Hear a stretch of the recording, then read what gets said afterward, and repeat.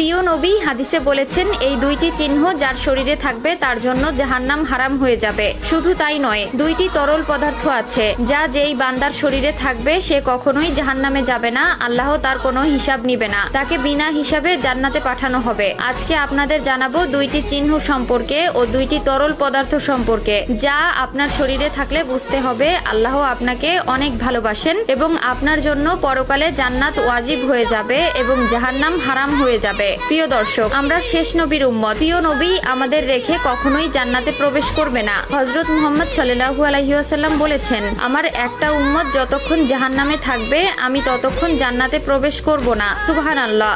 মায়ার নবী আমাদের কত ভালোবাসেন, তাই তিনি তার হাদিস শরীফে বলেছেন দুইটি চিহ্ন সম্পর্কে। এই দুইটি চিহ্ন যাদের শরীরে থাকবে তারা কখনোই জাহান্নামে যাবে না, তাদের আল্লাহ তাআলা বিনা হিসাবে জান্নাতে প্রবেশ করতে দিবেন এবং তার আমলনামা ডান হাতে দিয়ে দিবেন। অবশ্যই ভিডিওটি শেষ পর্যন্ত দেখবেন এবং শেয়ার করে দিবেন। যাদের শরীরে এই দুইটি চিহ্ন আছে অবশ্যই কমেন্ট করে জানাবেন। হয়তো আমরা অনেকেই জানি না আমাদের শরীরে আল্লাহ তাআলা তিল, দাগ অথবা চিহ্ন কেন দিয়েছেন। আল্লাহর প্রত্যেকটা সৃষ্টির একটা রহস্য থাকে, ঠিক তেমনই আমাদের শরীরের প্রত্যেকটা অঙ্গ, এমনকি প্রত্যেকটা অংশই আমাদের কোনো না কোনো কাজে অবশ্যই আসবে। তো চলুন আগে জেনে নিই কোন তরল পদার্থ থাকলে আমরা বিনা হিসেবে জান্নাতে যেতে পারবো এবং কোন চিহ্ন দুটি থাকলে আমরা বিনা হিসাবে জান্নাতে যেতে পারবো। সবকিছুই থাকবে আজকের ভিডিওতে, তাই মনোযোগ দিয়ে অবশ্যই ভিডিওটি দেখবেন এবং সকলে ভিডিওটি শেয়ার করতে ভুলবেন না। প্রথম তরল পদার্থ হলো রক্ত।